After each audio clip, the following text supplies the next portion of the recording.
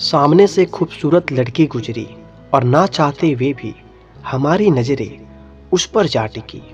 वो हमसे दूर जा चुकी है, लेकिन हमारा मन पलट पलट कर उसे देखना चाहता है, उसका दीदार करना चाहता है। हम चाहते तो हैं कि हमारा मन उसके पीछे ना भागे, लेकिन हमारा मन उसके पीछे पीछे ही चलता जाता है। और इसके बाद हम कोई भी काम करते हैं तो वही ख्याल, उसी लड़की का चेहरा बार बार हमारी आंखों के सामने आ जाता है, जिससे हम काम में पूरा ध्यान नहीं लगा पाते। और हम ये समझ ही नहीं पाते कि इतना संकल्प और इतने शपथ लेने के बाद भी हम अपने मन को नियंत्रण में क्यों नहीं कर पाते। क्यों हमारा मन तरह तरह की वासनाओं के पीछे भागता रहता है। क्या इस मन को संतुलित किया जा सकता है? क्या यह संभव है? तो चलिए हम इसे इस बौद्ध कहानी से समझते हैं। एक समय की बात है, एक गुरु का एक शिष्य था। वो शिष्य युवा था और उसकी उम्र करीब 16 साल की थी। वो शिष्य रोज भिक्षा मांगने जाता था। एक दिन रास्ते में उसने देखा कि एक लड़का जो कि करीब 16-17 साल का होगा, एक पेड़ के पीछे छिपकर किसी को देख रहा था। वो शिष्य उस लड़के के पास गया और कहा कि मित्र, क्या देख रहे हो? उस लड़के ने कहा कि आओ तुम भी देखो, देखो परियां कैसे नदी किनारे खेल रही हैं। शिष्य ने नदी की ओर देखा। वहां पर कुछ लड़कियां नदी किनारे कपड़े धो रही थीं। शिष्य ने कहा, लड़कियां कपड़े धो रही हैं तो इसमें छुपकर देखने जैसा क्या है? लड़के ने कहा, अरे तुम अंधे हो गए हो क्या? दिख नहीं रहा? जरा उनके शरीर को तो देखो, उनके अदाओं को तो देखो, सुंदरता कैसे बिखरी पड़ी है। शिष्य ने फिर से नदी की ओर देखा और वो देखता ही चला गया। अभी तो वो बिल्कुल निर्भय था, उसके मन में कोई डर नहीं था, लेकिन अब वो भी छुपने लगा जैसे कोई अपराधी छुपता है। फिर वो अचानक अंदर तक कांप गया और उसने अपने आप से सवाल किया कि ये मैं क्या कर रहा हूँ? ये सही नहीं है, मुझे यहाँ से चले जाना चाहिए। और वो तुरंत ही वहाँ से चला गया। वो आश्रम पहुँचा और अपने कार्यों में लग गया, लेकिन जो उसने देखा था वो उसकी आंखों के सामने बार बार आ रहा था। मन में वही चल रहा था। उसका मन दोबारा से वहीं जाने के लिए ललायत हो रहा था। अब वो रोज जल्दी भिक्षा मांगने के लिए निकल जाता और वहीं उस लड़के के साथ छुपकर उन लड़कियों को देखता। अब ये उसका रोज का काम हो गया था। उस शिष्य का मन आश्रम के काम में नहीं लग रहा था। वह हर काम को आधा अधूरा ही कर रहा था। वो अलग ही दुनिया में खोया रहता था। जब गुरु उसे शिक्षा दे रहे होते तब भी उसका मन वहां नहीं होता। गुरु ने अपने शिष्य के इन हरकतों को भांप लिया। इसीलिए एक दिन गुरु ने शिष्य से कहा कि अब हम दोनों रोज साथ में भिक्षा मांगने जाएंगे। शिष्य ने कहा, नहीं गुरुदेव, आप परेशान क्यों होते हैं? मैं अकेला ही ठीक से भिक्षा मांग सकता हूँ। गुरु ने कहा, ठीक है, तो फिर तुम अकेले ही चले जाना। शिष्य आश्रम से भिक्षा मांगने के लिए चला गया। गुरु भी शिष्य को देखने के लिए कि वो कहाँ जाता है, किससे मिलता है, उसके पीछे चल दिए। कुछ दूर जाने के बाद एक रास्ते पर गुरु ने देखा कि उसका शिष्य एक लड़के के साथ ही पेड़ के पीछे अपराधी की तरह छुप रहा है और कुछ देख रहा है। गुरु अपने शिष्य के पीछे आकर खड़े हो गए और उन्होंने देखा कि उनका शिष्य छिपकर लड़कियों को देख रहा है जो अपने कपड़े धो रही थी। गुरु ने कहा कि क्या इन लड़कियों से भी भिक्षा लेनी है तुम्हें? अपने गुरु की आवाज सुनते ही वो शिष्य घबरा गया, जैसे किसी चोर को किसी ने रंगे हाथों पकड़ लिया हो। उसकी हालत खराब हो गई। वो कुछ बोल भी नहीं पा रहा था। दूसरा लड़का वहां से भाग गया। शिष्य के मुख से कुछ टूटे फूटे शब्द ही निकल पा रहे थे बस। वो गुरु से नजरें नहीं मिला पा रहा था। गुरु ने कहा कि मेरा शिष्य तो निर्भय था, उसे तो किसी का डर नहीं था, लेकिन तुम तो डर के मारे कांप रहे हो। शिष्य ने कहा कि मेरा कोई दोष नहीं है गुरुदेव, उस लड़के ने मुझे बहका दिया था। आपकी शपथ खाकर कहता हूँ कि अब मैं ऐसा कभी दोबारा नहीं करूँगा, मुझे माफ़ कर दीजिए। गुरु ने कहा, अरे कोई बात नहीं, लेकिन इस बात को ध्यान रखना, हम जैसी संगति करते हैं वैसे ही विचार हमारे होने लगते हैं। इसीलिए अच्छी संगति करो ताकि तुम्हारे भीतर सकारात्मक ऊर्जा प्रवाहित हो। वो शिष्य फिर से अपने आश्रम के काम पर ध्यान देने लगा। उसने उस रास्ते से भी जाना बंद कर दिया। वो दूसरे रास्ते से जाता, अपना काम ध्यान से करता, लेकिन धीरे धीरे उसके भीतर क्रोध की उत्पत्ति होने लगी।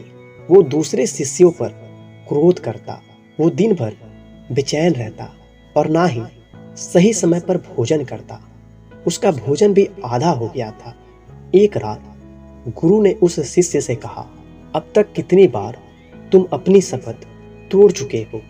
ये सुनते ही शिष्य अपने गुरु के चरणों में गिर गया और रोते हुए बोला, गुरुदेव, कई बार उस शपथ को तोड़ चुका हूँ।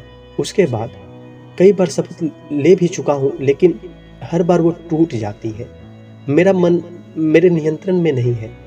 मैं चाहता हूँ अपने मन से इन सारे बुरे विचारों को निकाल दूँ, लेकिन चाह कर भी ऐसा नहीं हो पा रहा है। गुरु ने शिष्य को उठाया और आश्रम के बगीचे की ओर ले गए और कहा, देखो यहाँ पर कुछ नालियाँ बनी हुई है जिनसे नदी का पानी इन पौधों तक आ रहा है, और ये पानी निरंतर एक बहाव से आ रहा है। क्या तुम इस बहाव को रोक सकते हो?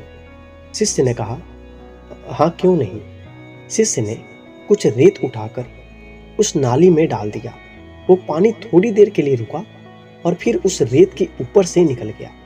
गुरु ने कहा, अरे ये पानी तो रुका ही नहीं। इसके बाद शिष्य ने कुछ कंकड़ पत्थर उठाकर इकट्ठे किए और उस नाली में डाल दी, और पानी थोड़ी और देर के लिए रुक गया, लेकिन फिर से उन कंकड़ पत्थरों के ऊपर से निकल गया। गुरु ने कहा, शिष्य ये क्या? अगर मैं शपथ लूं कि इस पानी को रोक दूंगा तो क्या मैं रोक नहीं सकता? शिष्य ने कहा कि कोई बात नहीं गुरुदेव, मैं आपकी शपथ अभी पूरी कर देता हूँ। इस पानी को तो मैं रोक ही सकता हूँ। वो शिष्य एक बड़ा सा पत्थर लेकर आया और उस नाली पर डाल दिया। पानी रुक गया। शिष्य ने कहा कि देखा गुरुदेव, पानी रुक गया, आपकी शपथ पूरी हो गई। गुरु थोड़ा सा मुस्कुराए और कहा, ध्यान से देखो, पानी रुका है, लेकिन वो पानी पीछे की नाली को तोड़कर बाहर आ गया है और अगल बगल से बह रहा है, और इस पत्थर से आगे भी आ गया है और अपना रास्ता बदल कर फिर से आगे की ओर बह जाएगा। और थोड़ी देर में ऐसा ही हुआ। गुरु ने कहा कि तुम्हारे साथ भी ऐसा ही हो रहा है। तुम बार बार शपथ ले रहे हो और हर बार तुम्हारी शपथ बड़ी होती जा रही है, और हर बार तुम्हारी शपथ टूट जाती है और हमेशा ही टूटती रहेगी। कितना भी बड़ा पत्थर रख लो, पानी तो अपना रास्ता बना ही लेगा। ये देखकर शिष्य निराश हो गया और कहा कि हे गुरुदेव, क्या कोई रास्ता नहीं है कि मैं अपनी शपथ पूरी कर सकूं और मैं सही रास्ते पर चल सकूं? बुरे विचार मेरे मन में ना आए। गुरु शिष्य को एक नदी के पास ले गए जहां से वह पानी आ रहा था। गुरु ने कहा कि ये पानी इस नदी से आ रहा है, और अगर हम यहीं उस रास्ते को बंद कर दें जिससे यह पानी बगीचे में जा रहा है, तब क्या हमारी शपथ पूरी हो सकती है? शिष्य ने कहा कि अवश्य ऐसा हो सकता है। मैं इस पानी को यहीं से बंद कर देता हूँ, तब आगे पानी जाएगा ही नहीं और आपकी शपथ भी पूरी हो जाएगी। शिष्य ने नदी से निकलने वाले रास्ते को भरपूर मेहनत करके पत्थर डाल डाल कर बंद कर दिया और कहा, लो गुरुदेव, हो गया, अब आगे पानी नहीं जाएगा। गुरु ने कहा कि शिष्य, अगर पानी आगे नहीं जाएगा तो उन पेड़ पौधों का क्या होगा जो बगीचे में लगे हैं? उन्हें तो पानी चाहिए, और उनमें से कई तो ऐसे हैं जिन्हें रोज पानी चाहिए। वो तो मुरझाकर मर ही जाएंगे, उनका क्या होगा? पानी तो खोलना ही होगा। शिष्य ने वापस नदी से जाने वाले पानी के रास्ते को खोल दिया। गुरु ने कहा कि एक बात बताओ, अगर हम इस पानी को और अधिक खोल दें, 2 गुना, 4 गुना या 10 गुना, या पूरी नदी का पानी बगीचे के ओर मोड़ दें, तो क्या होगा? शिष्य ने कहा कि तब गुरुदेव, बगीचे में जितने भी पेड़ पौधे हैं सब नष्ट हो जाएंगे, वहां कुछ नहीं बचेगा। गुरु ने कहा, तो समझो इस बात को, हमें किसी चीज को रोकना नहीं है, हमें शपथ नहीं लेनी है, हमेशा संतुलन कायम करना है। ज़्यादा पानी से भी पौधे नष्ट हो सकते हैं, कम पानी से भी पौधे नष्ट हो सकते हैं। जीवन पनपता है तो संतुलन से, और संतुलन से ही जीवन चलता है। तो संतुलन से मन को इस पानी की तरह नियंत्रित करने की आवश्यकता नहीं है, बल्कि मन की शक्ति को दिशा देने की आवश्यकता है। जिस तरह इस पानी से जीवन पनप सकता है और नष्ट भी हो सकता है, उसी तरह मन की शक्ति से हमारा निर्माण भी हो सकता है और हमारा पतन भी। शिष्य ने कहा, लेकिन गुरुदेव, हमारे मन में जो बुरे विचार आते हैं उन्हें मैं कैसे रोकूं? गुरु ने कहा कि रोकने की आवश्यकता नहीं है। जो भी विचार तुम्हारे भीतर हैं, तुम्हारे ही कारण हैं। उन कारणों पर चिंतन करो। और कहीं ऐसा तो नहीं है कि तुमने नदी का पूरा पानी अपने बगीचे में छोड़ दिया है, इसीलिए हर तरफ पानी ही पानी दिखाई देता है। कोई जीवन नहीं, कोई ऊर्जा नहीं, कोई पौधा नहीं, केवल पानी, काम वासना का पानी। शिष्य ने कहा कि गुरुदेव, आप सही कहते हैं। पहले मेरे जीवन में बहुत सी चीज़ें थीं। मुझे कुछ बनना था, अपने बारे में जानना था, अध्यात्म की ओर बढ़ना था, लोगों की मदद करनी थी, लोगों को ज्ञान देना था। मैं कुछ अलग होना चाहता था, लेकिन मैं अपने मार्ग से भटक गया। अब मेरी सारी ऊर्जा केवल एक ही चीज़ पर केंद्रित हो गई है, वासना पर। उसे जगाने के लिए आपका बहुत बहुत धन्यवाद।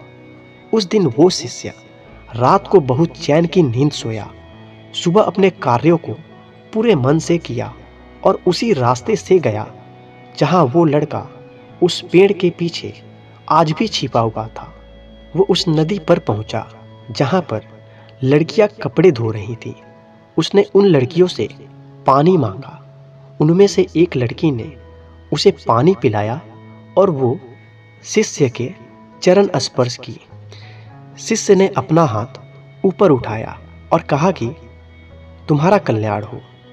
शिष्य का मन जैसे सकारात्मक ऊर्जा से भर गया। उसके चेहरे पर मंद मंद मुस्कान आ गई, जैसे उसे कुछ खोया हुआ वापस मिल गया हो। वो वापस अपने रास्ते पर चल दिया, उसी निर्भीकता के साथ जैसे वो पहले जाता था। पीछे से वो लड़का उस शिष्य के पास आया और कहा कि क्या बात है, आज तो तुमने नज़दीक से दर्शन कर लिए, तुम तो मुझसे भी आगे निकल गए। शिष्य ने कहा कि हम हमेशा दूसरों के दर्शन करने में व्यस्त रहते हैं, अपने दर्शन कर ही नहीं पाते। तुम कब तक यूं ही इन पेड़ों के पीछे छुपते रहोगे? किसी को पसंद कर लो, उससे बोल दो, अगर वो भी तुम्हें पसंद करे तो शादी कर लो, लेकिन इससे पहले कुछ बन जाओ, अपनी कोई पहचान बनाओ। यूं अपना समय और ऊर्जा नष्ट मत करो। उस दिन से वो लड़का रोज उस शिष्य से मिलने लगा। उस लड़के ने उस नदी किनारे जाना छोड़ दिया और अपने जीवन में कुछ बनने के लिए संघर्ष करने लगा। संगति का असर होता ही है, इसीलिए अपनी संगत बदलो, अपने विचार बदलो। अगर तुम खुद बदल रहे हो तो अपने आप को बदलते हुए देखो कि ये सही है या गलत। जब तुम्हारे मन में गंदे विचार आए तब अपने आप को दोषी मत मानना, आत्मगिलानी में मत जीना। ये शरीर है और ये सब इसने हजारों वर्षों में सीखा है। एक केवल तुम्हारे संकल्प कर लेने से, शपथ ले लेने से ये टूटने वाला नहीं है, लेकिन तुम्हारे पास वो शक्ति है, वो ऊर्जा है जिसका सही और संतुलित उपयोग करने से तुम एक हरा भरा बगीचा तैयार कर सकते हो। तुम ये सोच भी नहीं सकते कि तुम क्या हो। तुम एक जीवित ऊर्जा हो जो कुछ भी अनुभव करने के लिए स्वतंत्र है, जो निर्माण करने के लिए स्वतंत्र है, जो कुछ भी हो जाने के लिए स्वतंत्र है। इसीलिए जागृत हो जाओ, जाग जाओ, पहचानो अपने आप को।